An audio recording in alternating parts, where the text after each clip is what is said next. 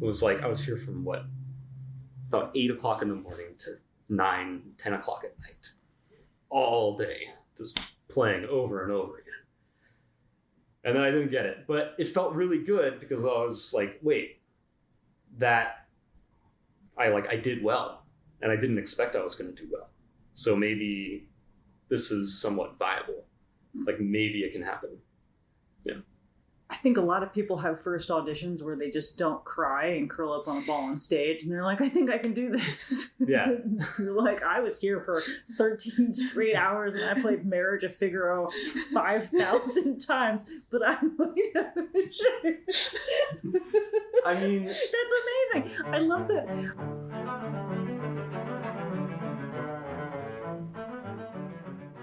Hi guys, welcome to OSA Backstage. I'm Dani Meyer. Today, I'm going to let the episode speak for itself. I'm just going to say Nick Nelson, and this episode was the serotonin boost I needed. It was a joy. You're going to love it. And you're going to want to see Nick in action performing the Nina Rota Bassoon Concerto this Sunday at the Jocelyn. Yep, it's a trip, y'all. Enjoy. Since we're already recording therapeutic conversations. I could admit on the record, as I move the mic, that that I told you that this was a thing, and you kind of looked at me like, "You're gonna make me do this thing, aren't you?" Yep. And then you said, "I'll think about it," which I took to mean, yes, Nick is going to let me do the thing. Okay.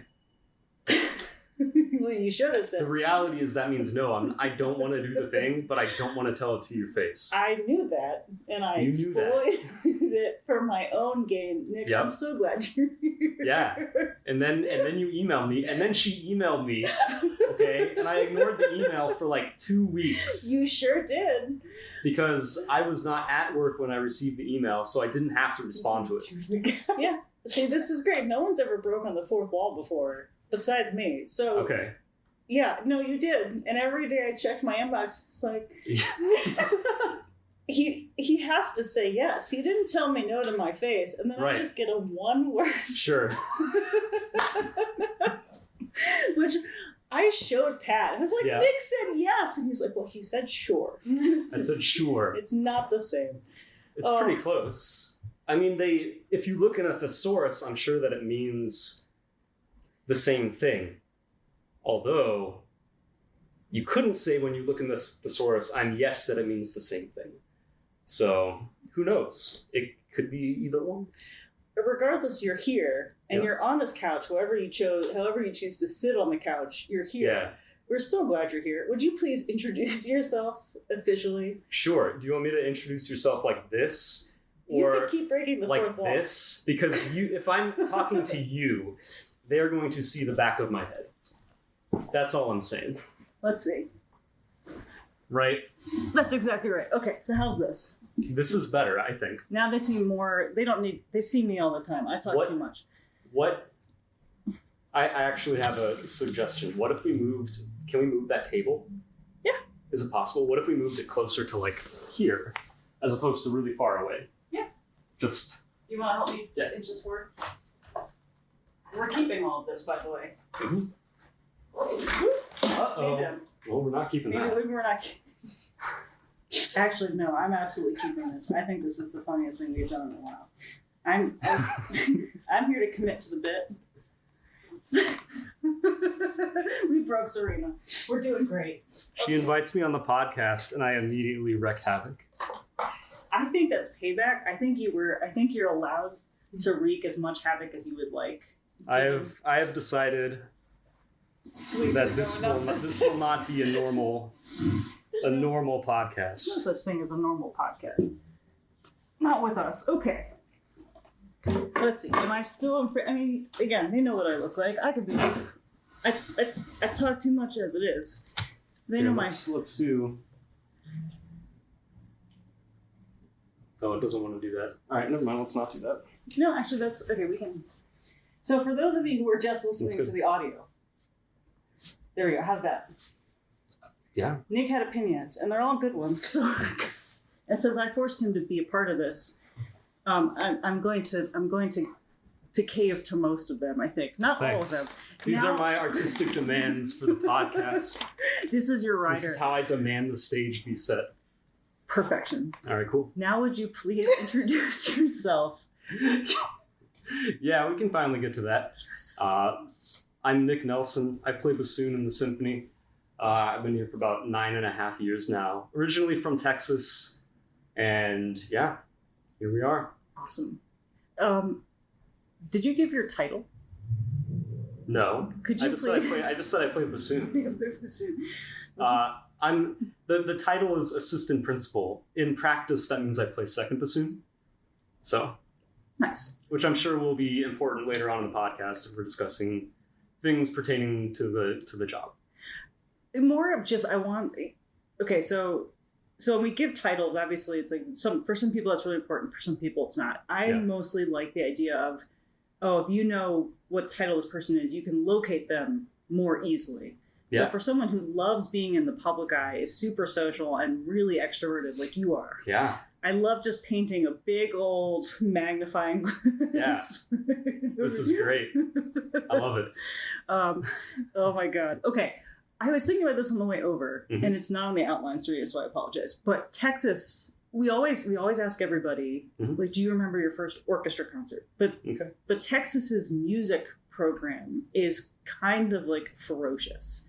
It's got this reputation. So, I mean, you would have been a band. Band alone would have been like a huge enough commitment, right?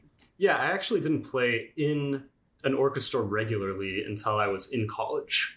I played in it was called All Region Orchestra, which is where you have like these competitions for all state.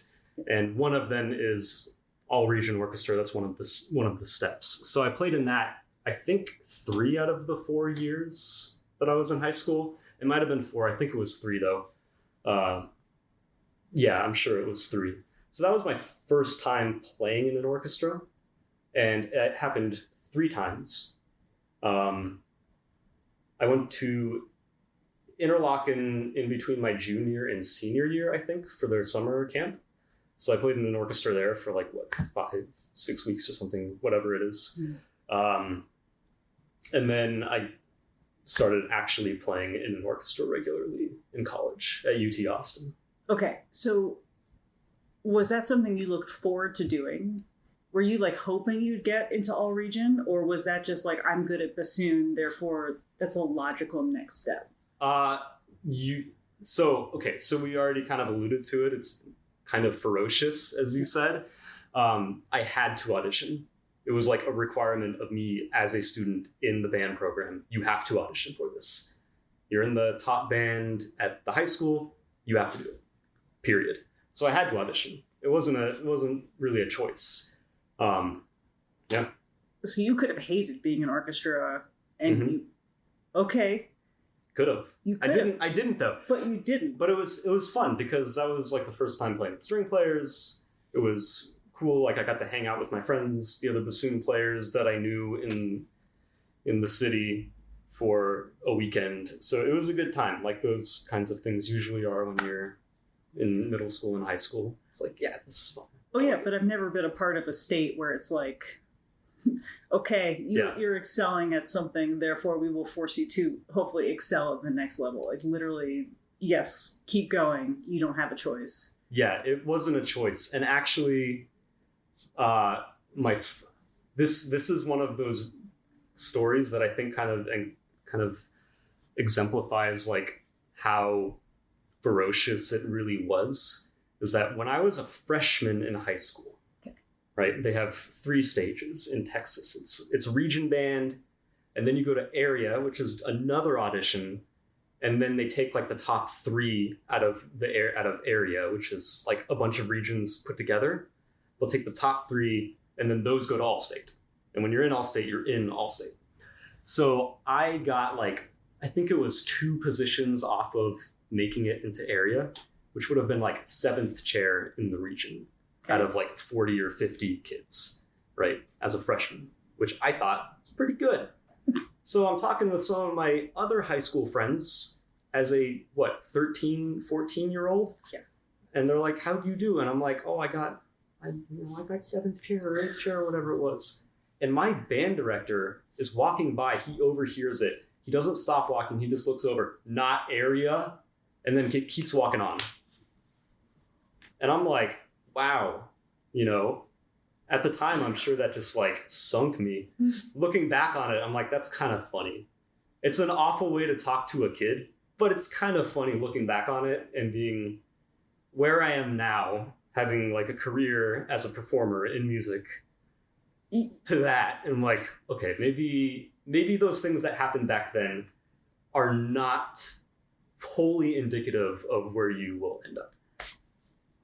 Yes, but I have so many questions. Like, Did your teacher have a legacy of sending kids to area? Was he, if you could rewind that moment, was it like not area or was not area? Like, I want to know so badly how, if he went home that night and went, oh God, I shouldn't have said the thing I said, or if that was just how he treated. I think that was just how he treated it.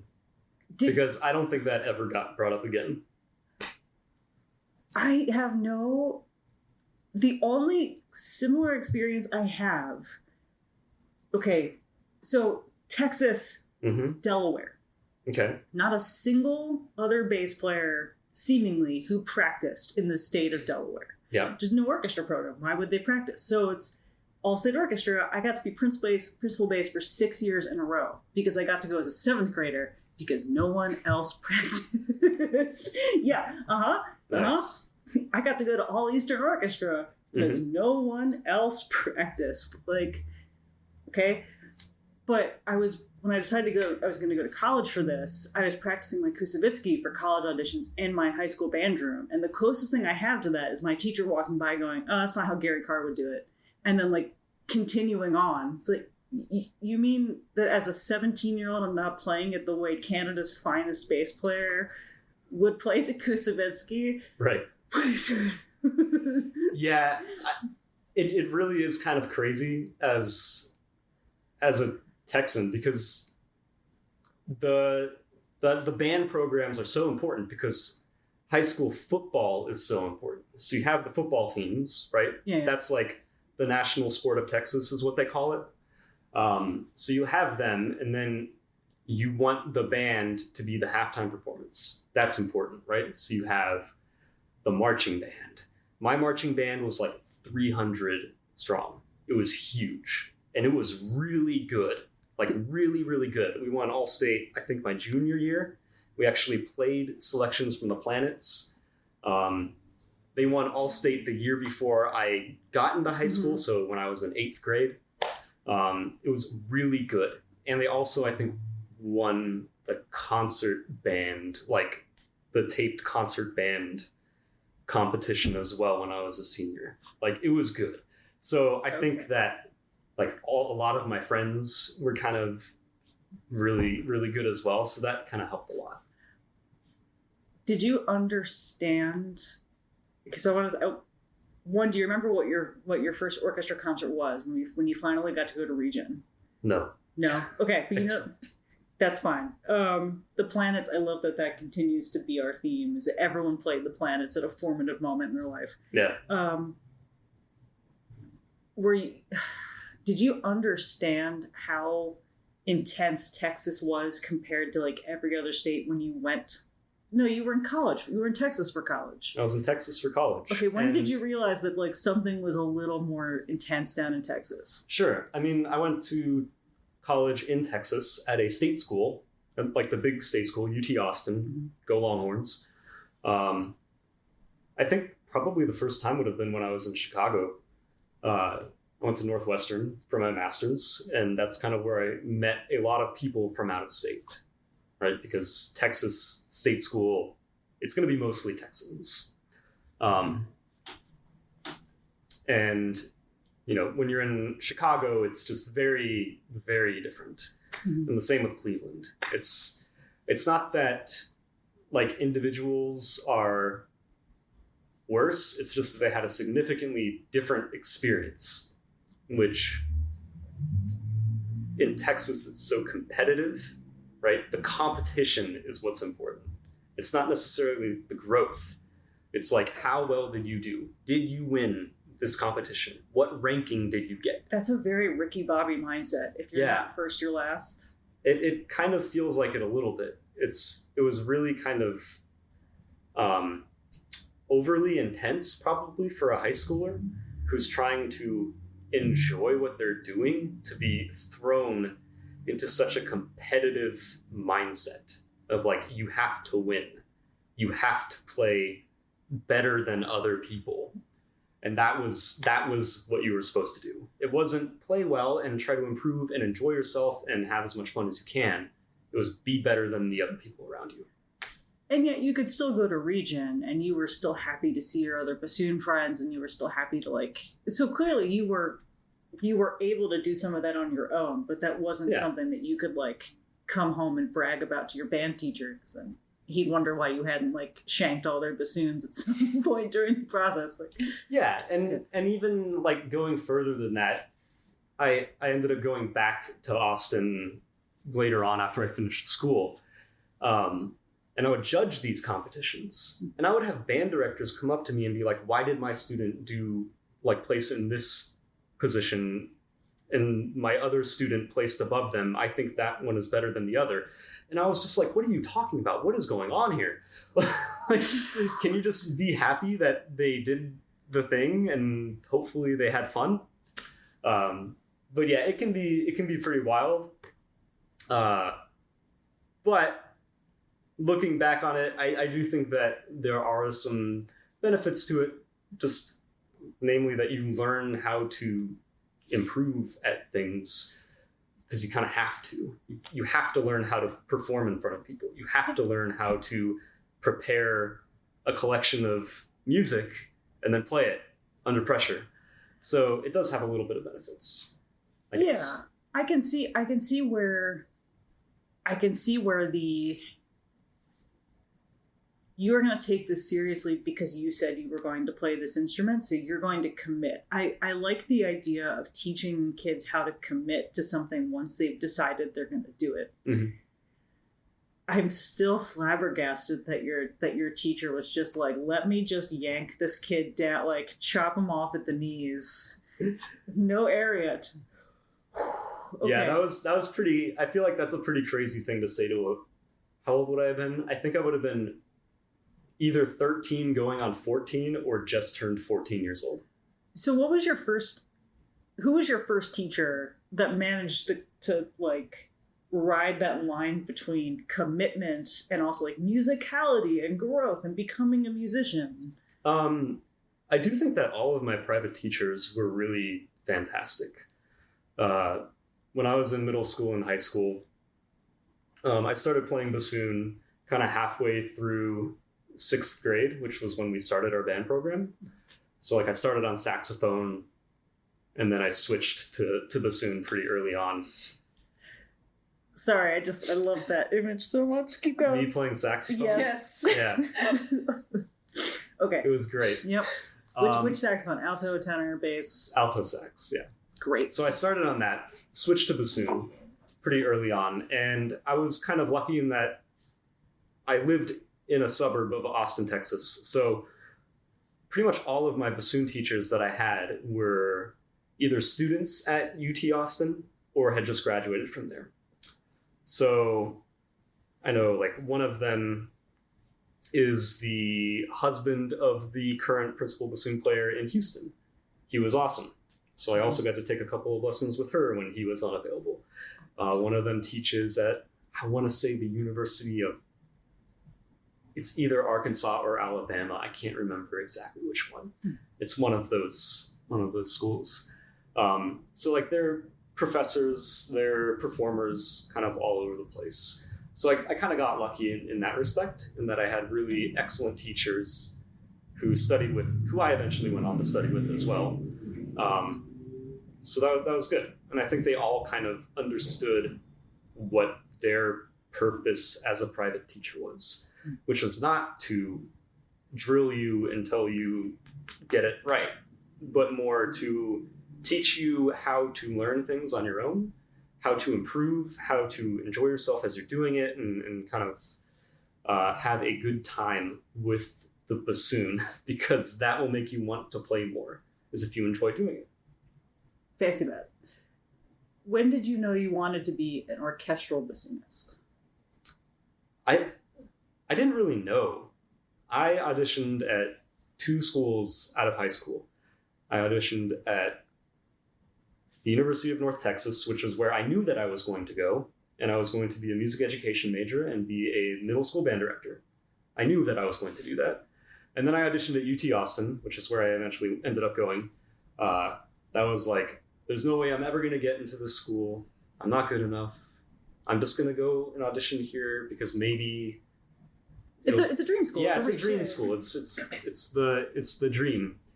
And obviously that worked out for me, in case you hadn't picked up on that yet. Yeah, we're, as students in your middle school band class, we... Right. So I ended up doing that, obviously, and that was a good time. Still didn't really know that I was going to be a performer. I wasn't really sure what I was going to do with it. My parents tried to be like, hey, why don't you, study architecture or mechanical engineering or software development? Are you good at any of those things? No, but I was really good at math, so it kind of made sense, right? And it was the first generation musician parents not understanding like how are you going to make a career out of this? And it's completely valid, right? Because it's not just challenging and turbulent, but you just never know, like, are you actually going to make it? And what does making it even look like in reality? Like, what does that look like? Right. Who knows? So kind of forgot the question, but when did I know that I was going to be an orchestral musician? Yeah. So I think it was actually after, I don't know what's happening, but motion. We're just dancing. So it's after. All right. So let me recollect my thoughts. I think it was after I did my master's at Northwestern. This was, I think, the first orchestral audition I ever took was here in 2012, which I was a runner-up at. I remember that. Yeah. Yeah.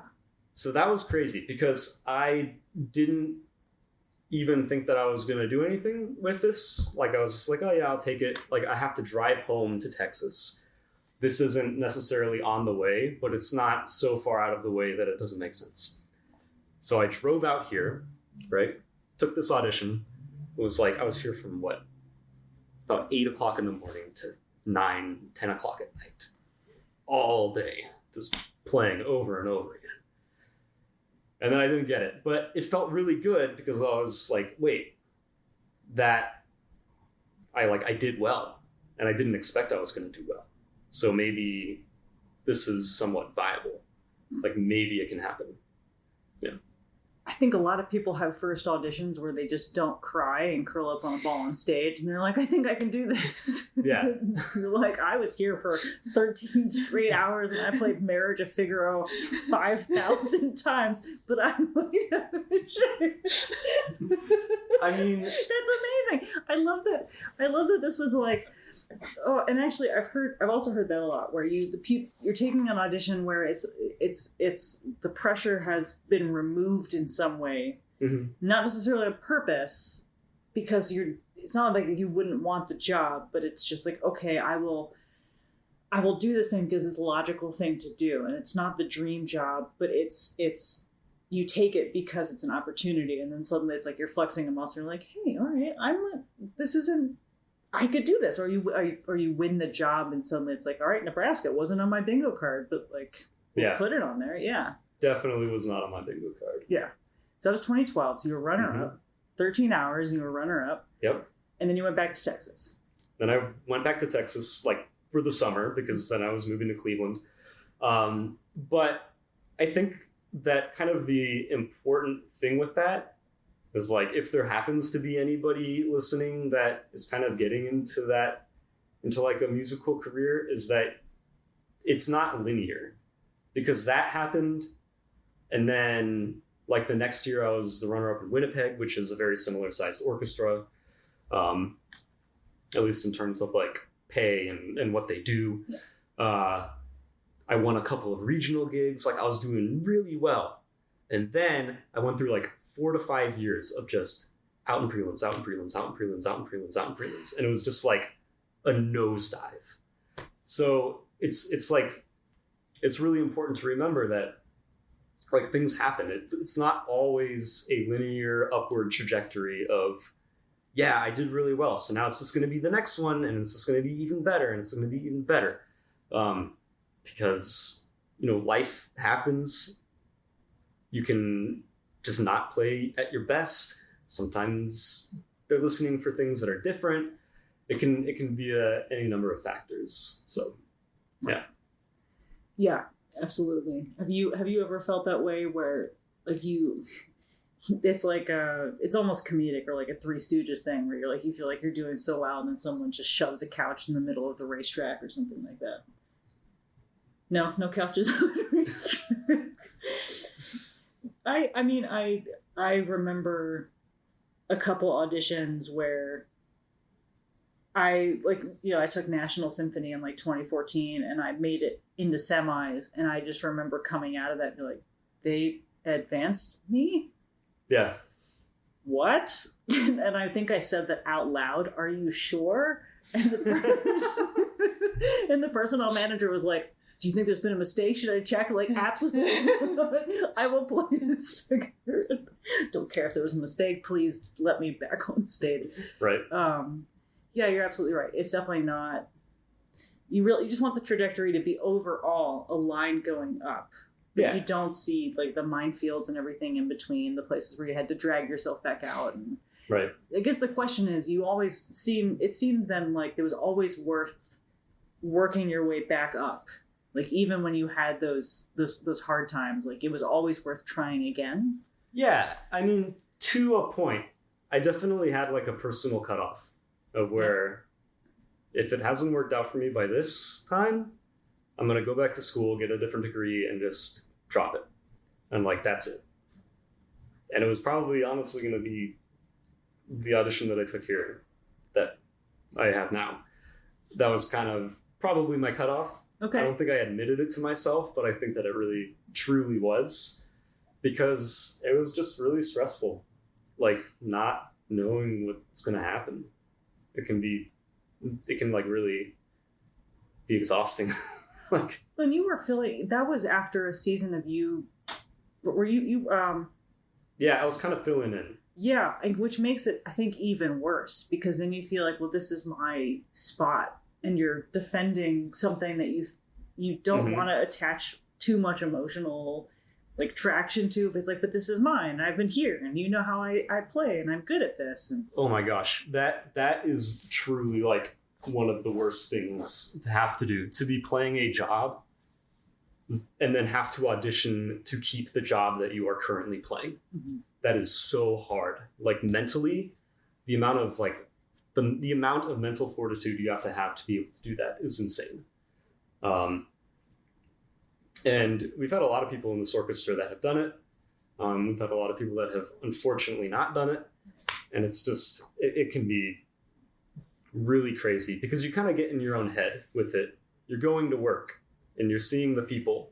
You know who's going to be listening behind the screen.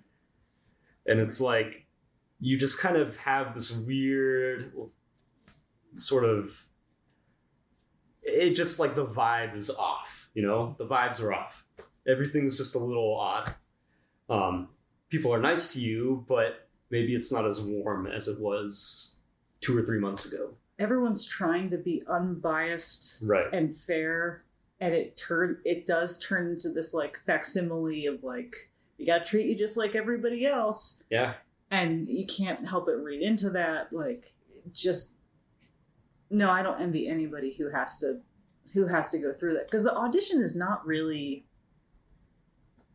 I feel like so many musicians out there could do the job. Right. The ones who don't win the auditions, like they could do the job and they would do it really, really well. Mm-hmm. And the audition is just like the worst pressure cooker test to single that one person out, but so many of us could, if we sat in the chair, show up for work. It's just showing up for work. Yep. And the audition is just the most horrible, awful way, but yet the most fair way to figure out who gets to do that job. And it's such a weird thing to have such a high pressure, high stakes thing determine the most mundane of like 9 to 5s. Yeah. I kind of think of it, it's like a snapshot. Sometimes it's really windy and your hair's a mess, but they take the picture anyway, and you just kind of got to roll with it. And sometimes it's great and you feel awesome and everything's in place. And okay, yeah, today's my day. So that happens. I'm so glad Omaha, that day was your day. Yeah. Yeah. Because you've been... Me too. You got to face the camera directly and break I did. I looked over like this. They saw, don't worry. They understand. In all seriousness, though, I love our bassoon section. Mm-hmm. You and Jim and Karen, we have a rotating number of regular subs, like who were just, you sound so good, and you're such good matches for each other. But I know that that also takes skill to blend together like that. And we have had so many things with unison bassoon line, like every time we played Berlioz or anything like that, where you have this like mind melded sound. How long does it take? Are you used to just doing that from go because of the band program? Is that what's required in band, is like a section mindset? I suppose so. I think that makes sense. I also think that it's just part of maybe it's just part of my personality, in that I enjoy, my main thing is that I want to have a good product on stage. So as a second player, I know my title says assistant principal. Like I said, I'm a second bassoon player in practice most of the time. Well, when you get your music, it doesn't say assistant principal bassoon on it. It says second bassoon. It says second. That's why, But so most of the time I'm thinking my job is not to be the creative force in the section. My job is to make sure that everybody else sounds good. I think I have sort of a unique position in the orchestra. One, because I'm the only one that plays my part.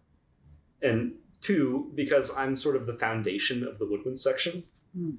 That's kind of how I think about it, is that I'm the foundation that the house sits on top of. So I need to have a couple of things, which is I have to play in tune.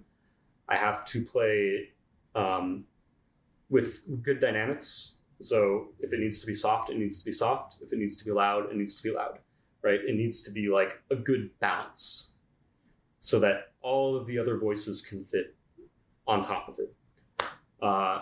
And I am not the one who has the melodic line almost all of the time. So I have to listen and I have to do what I hear. So an example of that would be in the Brahms Violin Concerto, the beginning of the second movement. It's a huge second bassoon excerpt. It's like the quintessential second bassoon. You're going to see it on every single audition list you ever take. Every bassoon player is like, yeah, that's the second bassoon excerpt. But you're not the melody, it's the oboe. So the oboe is the important part, the first oboe. They have the melody, but you're the second most important line as the bass line in that woodwind chorale. And everything else just kind of fits inside. So you need to do what they do. You can have your own opinion coming into it. You can say, this is what I want, this is how I think it should go. But they're actually what you need to listen to. That's my phone. That makes so much sense. That's such a cool way of looking at it. It's like it's how I felt when we played Heldenleben for the first time back in 2014, because you spend your entire life practicing these Strauss excerpts, and you're like, okay, this is how they go. Right. And then you join the orchestra and like, never mind. That's not how they go. That's not how they go today. That's how they're going today. But there's got to be joy in that, right? There's got to be at least like, okay, what's Sandy going to do, or whoever's playing principal oboe? Like, what's Jim going to decide? Do Do you ever talk about that before rehearsal, or is that part of the skill set you just walk in and you can be flexible regardless of what your colleagues do in the moment? Yeah, I mean, I try not to ask unless it's something really specific. Let's see. I can't really think of anything super specific about it, but maybe like a breathing spot. An example of that would be another big second bassoon excerpt is in the Sibelius Second Symphony, second movement, where we're playing in octaves, right? Mm-hmm. You know, as a bass player, you're playing boom, boom, boom, boom. It's a great excerpt. all the pizzes. Yep. And then we have sort of a melodic line on top of it that kind of goes up and down the instrument, but we're in octaves. So it's kind of like this, going up and down, right?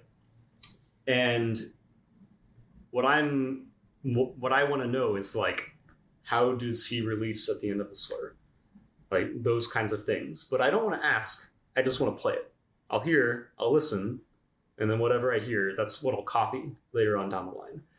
And you kind of need to be a little intuitive about it. Like, since we've been playing together for a long time, I kind of know what to expect with a lot of those kinds of things.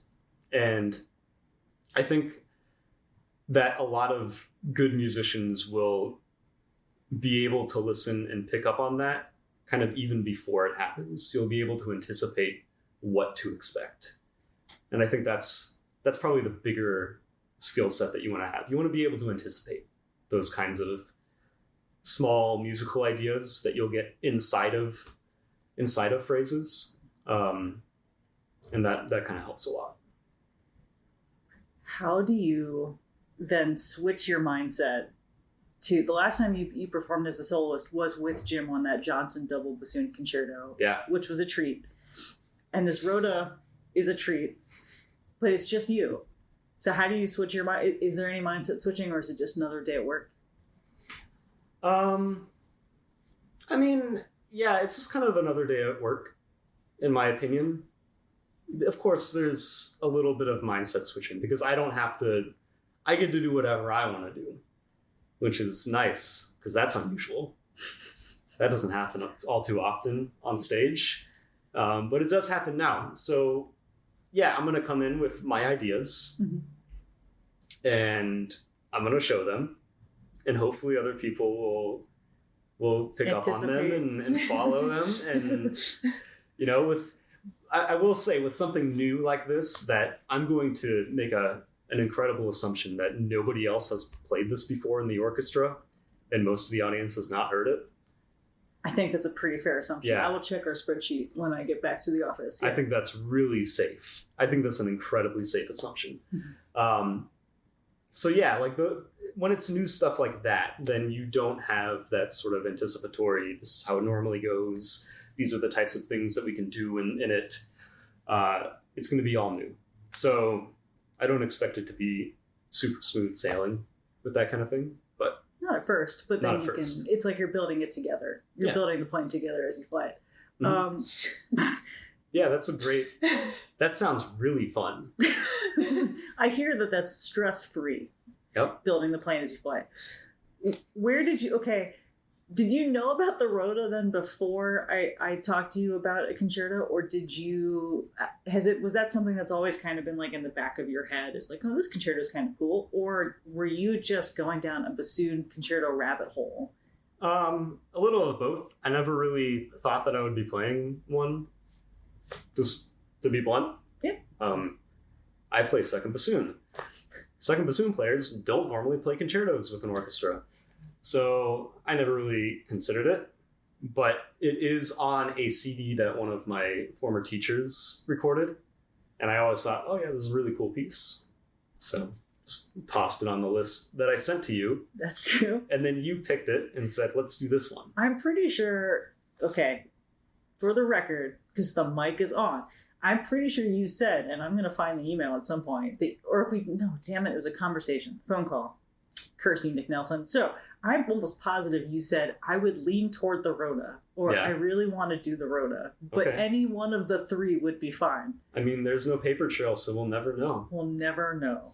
I think what sealed the deal was you said Rhoda, and then I looked up the instrumentation, and I was just like, oh, this is perfect for a Jocelyn-sized, because how many things, they're really cool pieces of music, but they require the kitchen sink to perform. Yeah.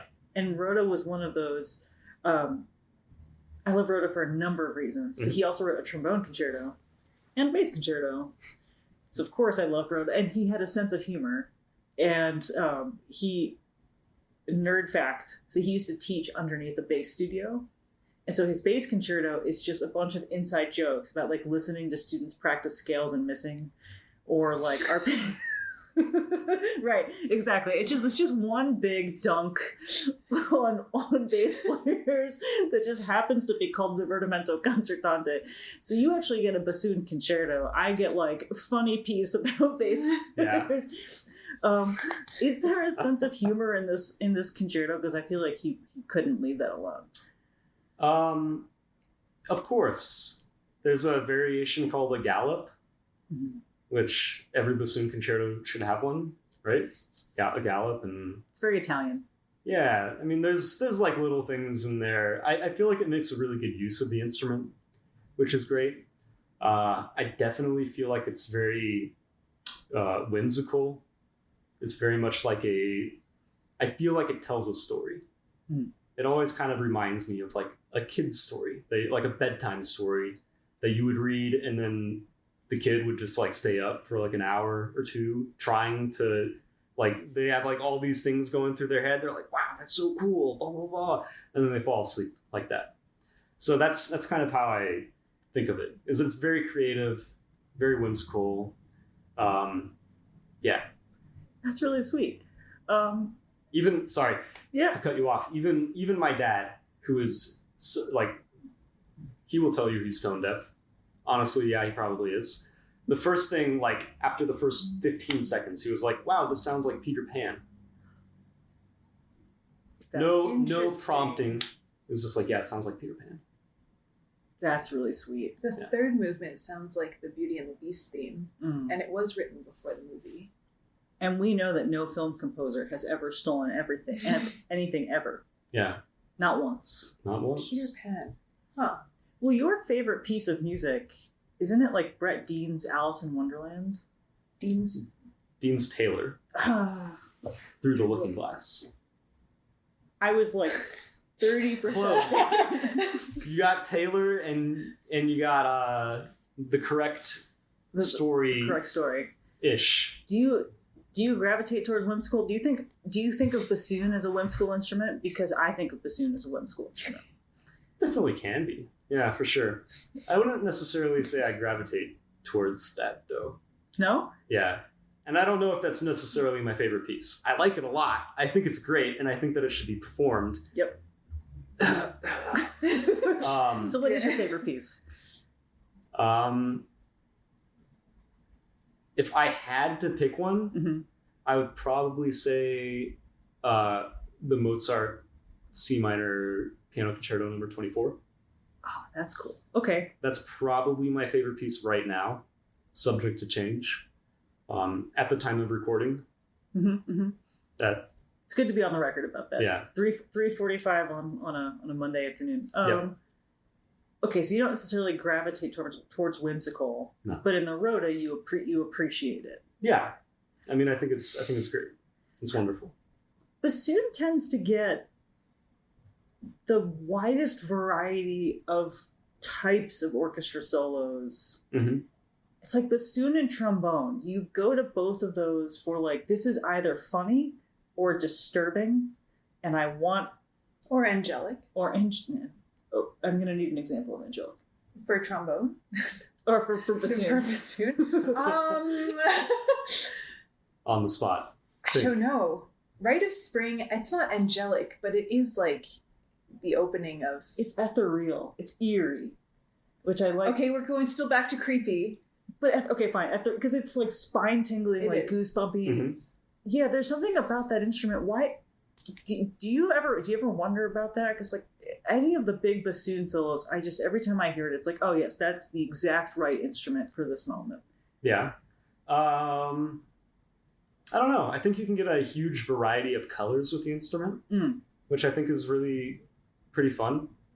You can have a very wide variety of articulations of sound concepts. I think a really fun example of the differences that you can get in the instrument is the young person's guide to the orchestra is the duet for the bassoons, because you get one bassoon player playing this really high, very melodic, lyrical line, and then you get the other bassoon player playing this really like pointed, almost aggressive, like, I'm interrupting you, you need to pay attention to me, right? Yeah. So you get both of that like very articulate style, which you'll hear in other things, like you'll hear it a lot in Shostakovich, but you'll also hear a lot of the lyrical stuff in Shostakovich as well. I think Stravinsky, you get all sorts of really great stuff in there, both from like the obvious super famous solos like The Rite of Spring, like Firebird, but then you'll also have things like the octet, Dumbarton Oaks, which has some really cool bassoon things in it as well. So it can really vary extremely significantly, even with just a single composer. Yeah. And Mozart was writing the coolest stuff for you guys, like Marriage of Figaro Overture. I'm sure you're sick of it. Yeah. But what a great. It's so fun. It's so, playing it is a different story, but it's so fun to listen to. Right. And so you're right. Like all these composers have just, the moment they had bassoon in their arsenal, Beethoven 5 got to incorporate contrabassoon, and he was like, all right, let's go. Kitchen sink time. We're going to do piccolo, contrabassoon, and trombone. We're going to add all three of them at the same time. I think you're right. That color is so unique, but it just makes that wind section perfectly complete. Right. It's a delight to listen to. It's probably my favorite thing to listen to on stage. Yeah, and I think another reason why we kind of feel that way is because it is sort of similar to a human voice. Mm. It's in the same similar register. It occasionally, you can make it sound with a similar timbre as well. So it is especially with these lyrical things like the Berceuse and the Firebird, it does kind of feel like you are singing through the instrument quite often, which is really kind of cool, because you don't want to hear me sing, but with a bassoon. But hopefully I can play Berceuse. So, which one do you want to hear? Mm-hmm. Mm-hmm. Probably the bassoon playing. I think that's true I hope. That's what I want to do. We asked the library to come in. We just hand you a Stravinsky part. Actually, we'd like to see you do it now. Sing it. Sing this. Okay, so bassoons and oboes have the obligation to create their own reeds. Yep. How much do your reeds affect? This is the stupidest question I hope I ask today, but how much do your different reeds affect the color that you get out of your instrument? And do you have a set collection of them that are dependable that you keep working on? How does that work for you? That was a lot of questions. So how much do they affect the color of... Yes. Let's go with that one. I think most of it has to do with the bassoon and the player. I think the reed is just at least the way that I think of the reed is that it's just the extension of the instrument. It's that last little part of it that kind of creates the system that makes the sound. Okay. But I think the bassoon does most of the heavy lifting with what you're going to sound like. It's the instrument, it's you, and then this is just the reed is just the piece in between. So do you worry, or do you have, worry is too big of a word, do you have a set collection of reeds that you cycle through? Yeah.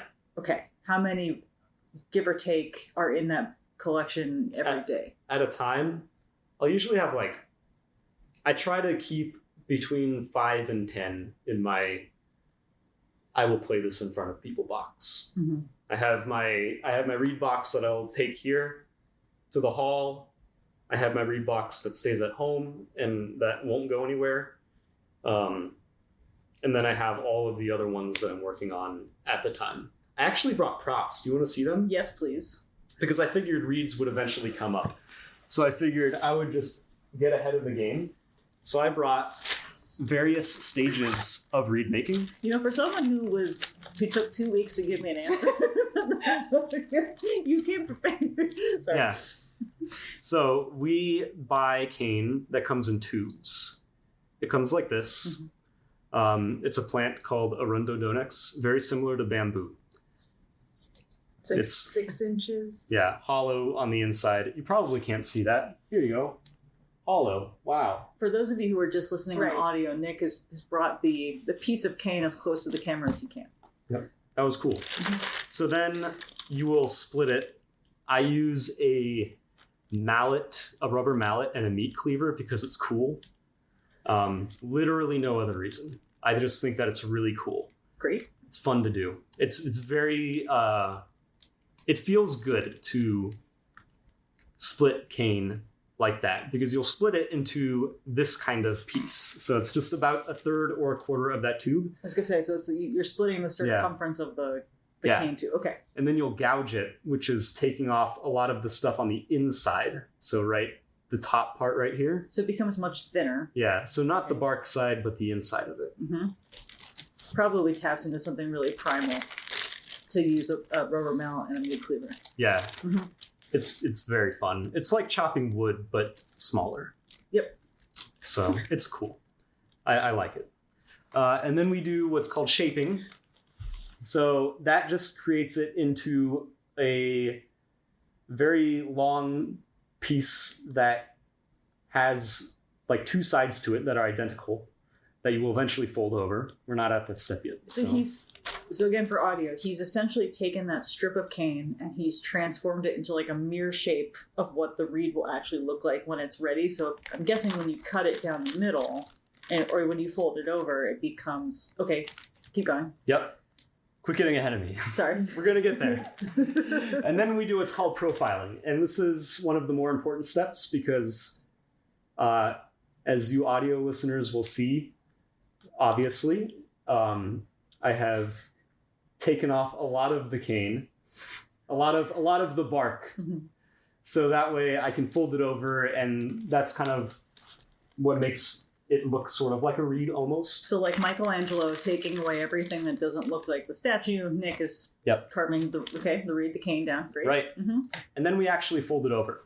So this is what my people that follow my this style of reed making call a mummy. I'm not kidding. This is a mummy. Yep. Because it's wrapped. Great. And it just sits there for a while. I have no questions. String. Yep. It's wrapped in yarn. Yeah, basically yarn. And you just let it dry out. And the reason that you let it dry out is because then it changes for a long time. And hopefully it'll stop changing by the time that you want to work on it. So do you have to soak the reed in water before you fold it? Yes. All of these steps take place over long periods of time. How long are long periods of time? A week, 2 weeks. Oh, okay. So you really something like that. It's like sourdough times infinity. You have to like really plan out. Yeah. Yeah.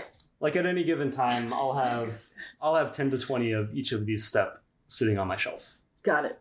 It's a large assembly line, and you just kind of go step by step over a long period of time. This is amazing. Okay, Keep going. So then... And then this is the last step. You just take this mummy, which again, I'm showing to the camera for the audio listeners. It's wrapped in blue yarn, which is kind of adorable and will not at all be how it looks like when Nick plays it. So then you take it apart, you do some surgery to it, and then it becomes this, which is called a blank. And a blank is essentially a reed that has not been clipped yet. And what clipping is you will take the top part of the profiled part of the cane that has been folded over. That's been folded over. Mm-hmm. And you'll clip it. So that way there's now an opening and then you can blow through it. And you don't buzz it. I learned this when you do not buzz it. I learned this when you let me play contra bassoon that one time. You just blow through it. You do not buzz. Buzzing creates a more unpleasant sound than the one I ended up creating once I finally blew. It was a very funny sound. It was a great sound. Okay, I had no idea that you had to like stage it out. Mm-hmm. And so do you have a system, or do you have like a spreadsheet? Do you have, I've been in your house. Yep. So it sounds creepy. I know you have like a whiteboard. Yep. Do you have a system of organizing what read is in what stage? No. So the whiteboard's just there for kicks. It's there for everything else. Honestly, it's just kind of there. Great. Yeah. So how do you remember what read is? Is there a feel to it? Is there a? They're like children. You just know. You just know which one is which. Yep, that's true. You can just look at it and be like, I know which one that is. But what about timing in between? Do you have like a day of the week, or like, okay, on Mondays I profile? So I need an organization. This is where me and a lot of other bassoon players are going to vehemently disagree, and I am not saying that they are wrong. I am absolutely not saying that they're wrong. I am just saying that I just do it a little more different, because I don't particularly care super much about like keeping track of everything, writing it down in a notebook. Oh my gosh, how much was this 1.25 millimeters? Was this 1.26 millimeters? I need to know, so that way I know which one to do next. But what was the hardness testing on this? I need to figure it out. Did I do the drop test? Did I do the sync test? Did I do this and that and that? I don't care. All right. The cane is a plant. Okay. Every single thing is going to be different. Every piece is going to be different. They're going to react differently to how you work on them. No two will be exactly the same. You can make two reeds identical, exactly the same way, with exactly the same dimensions and exactly the same scrape. And they can be completely different. Because one piece of cane might be good and one piece of cane might be bad. There are different things that you can do for quality control. But in my opinion, through my experience, I don't think that much matters.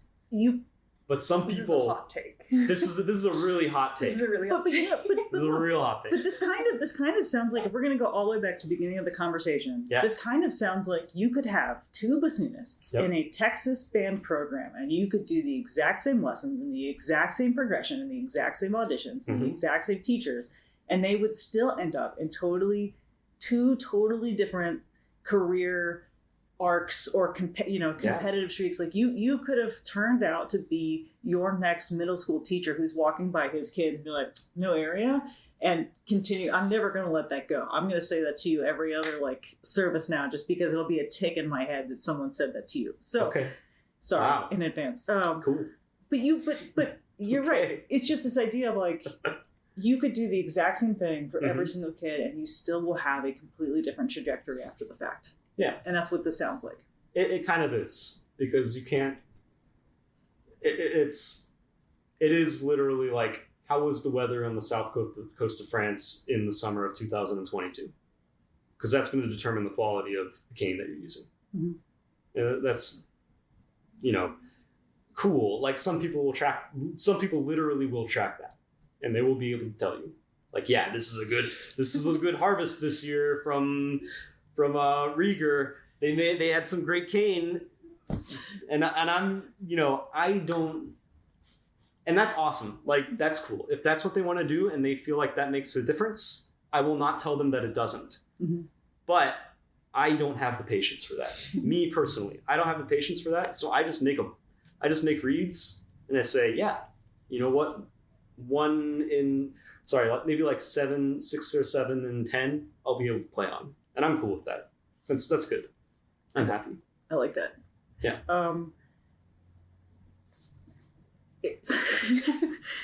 I don't know how to segue into our final question, so I'm just going to do it. Yeah, just jump in. So you went from saxophone to bassoon. Did you play any other instruments at any other point? No. Okay, if you had 30 minutes, because for saying short of this podcast and for coming with props and everything, I don't want to go over your time. So if you had 30 minutes where you could not get into trouble, no consequences, you could try any instrument or position on stage, what would you pick? Trumpet. Really? Okay, why? There's only like 3 buttons. You only use one of your thumbs. It seems pretty easy. No, that's not the real answer. I lived with the trumpet player for a couple of years. Hung out with a lot of trumpet players throughout school. Seemed like fun. That's pretty much it. I just think it would be a good time. I feel like that's your entire mindset, and I really like that. Like, yeah, to just be really loud, right? Always heard playing the melody really high. Mm-hmm. Right. Always, Mm-hmm. The complete opposite. Just the complete opposite of what I do. Polar opposite. Nick, I like that. Yeah. They've got their like technical things that they have to do that are really, really hard. But for the most part, obviously, like if there are any trumpet players listening to this, obviously that's not actually what I think. This is obviously not what I think. This is a joke. I think if you were a trumpet player, I think you would that have would be so fun. I think if you were a trumpet player, you would have 2 mouthpieces. Mm-hmm. Yes, exactly. Instead of 2 cabinets full of mouthpieces, you would just be like, I don't care. You'd have a B flat and a C. Yeah. You would not play piccolo. You would have 2 mouthpieces. Yep. And you would just be set. I feel like that would be, and there's nothing wrong with that, and I really appreciate that you're just. This is why we wanted you on the podcast. Nick, we're so excited to hear you play the Rhoda this weekend. We're so glad you came in. Thank you for doing this. Thank you. Thanks for having me. Oh my God. Oh, that was so much fun. I knew it was going to be too, and that was a joy.